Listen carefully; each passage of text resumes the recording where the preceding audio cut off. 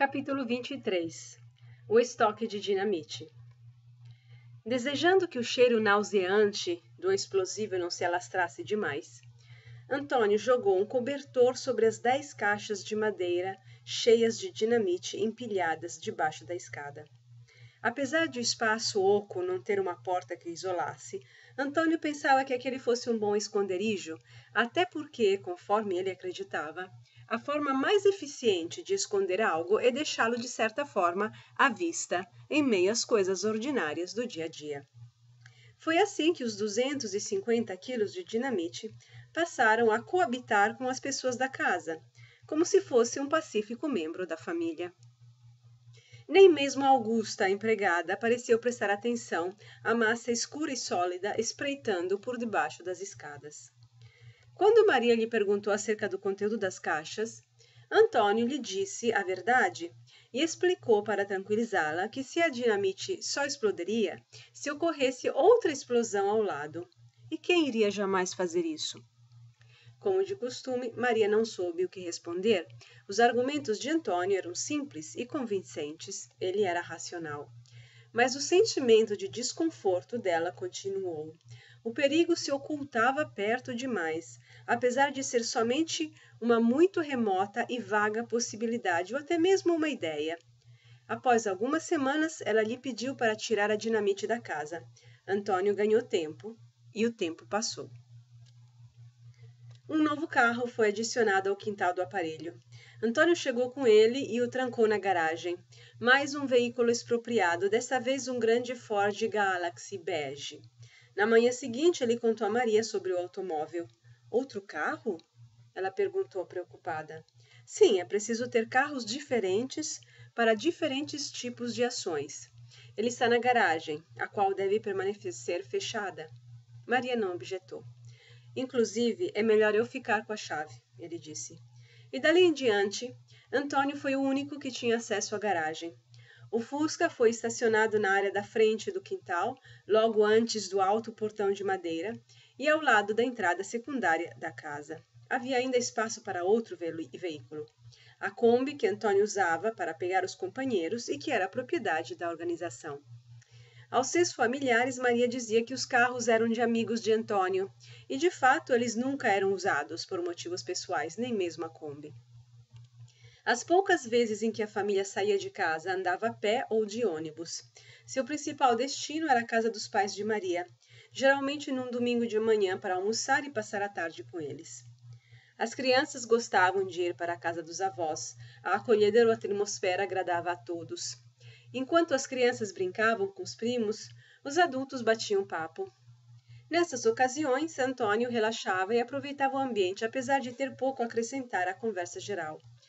Se o espaço físico entre as duas casas se media em quilômetros, aquele mental se estimava em anos-luz. Antônio não tinha nada em comum com a família de Maria, fora a própria Maria. Mas ele aceitava a diferença, pois no fundo não interferia com sua vida e a companhia deles nas reuniões de família era prazerosa, além da comida ser ótima.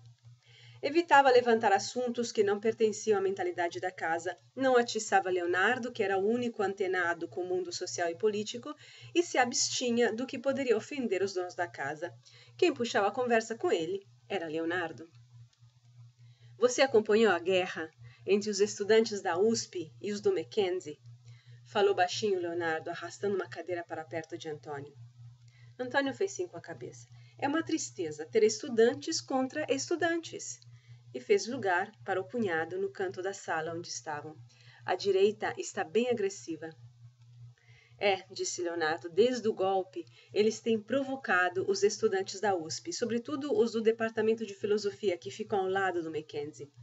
Sorte que eu não tenho aula lá. Sei que já houve outros conflitos no passado, continuou Antônio, voltando a olhar para as crianças, brincando. Mas dessa vez foram os do Mackenzie a começar a briga, jogaram um ovo no colega. Filhos da mãe, disse Leonardo, 36 horas de guerra nas ruas e um estudante morto. Lastimável, Antônio sacudiu a cabeça.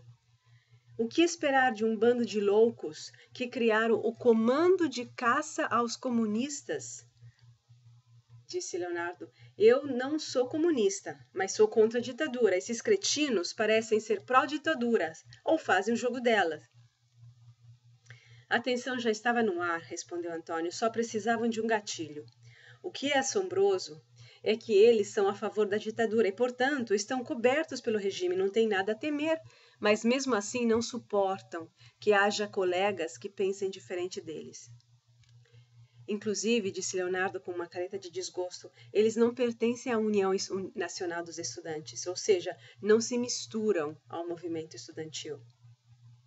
Filhinhos de papai, disse Antônio sarcástico. Pois é, concordou Leonardo, estão cheios de ódio, muito irracionais e malucos. A sessão de caça aos comunistas é coisa de maluco mesmo.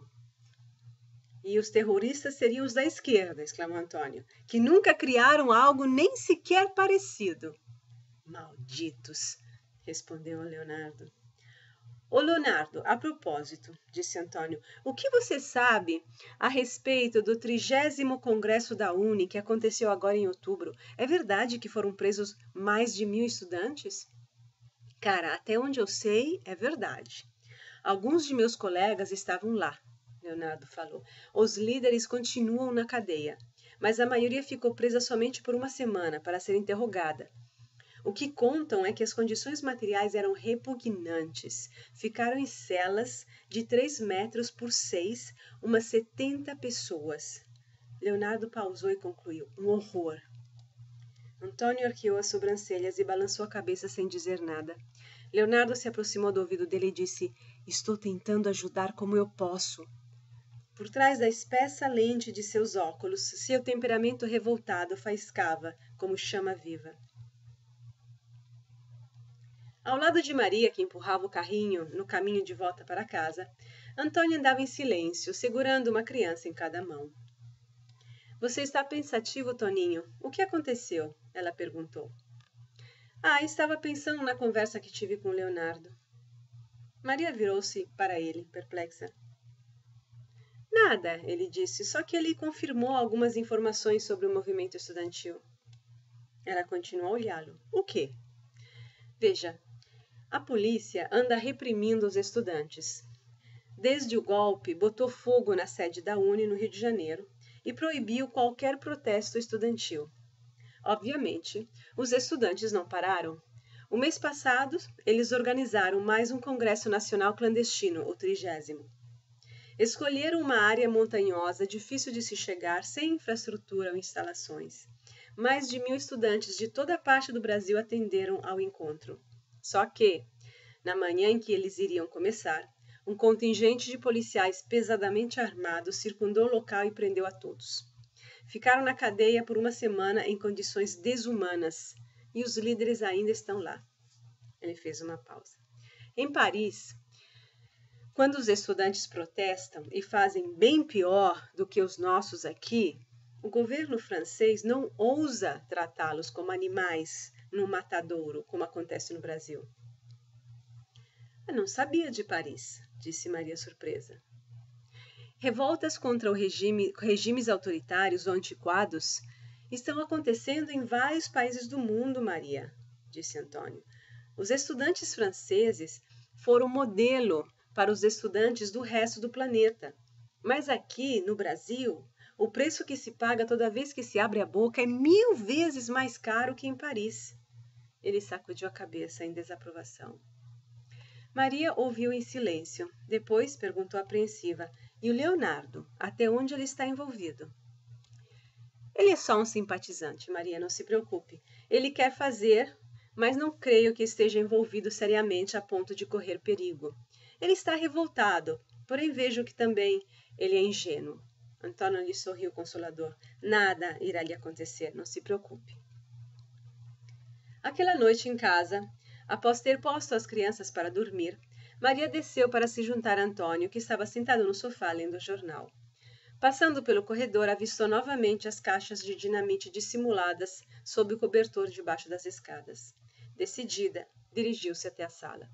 Toninho, eu não quero essas caixas aqui. É perigoso. Ela ficou de pé na frente dele, esperando por um posicionamento.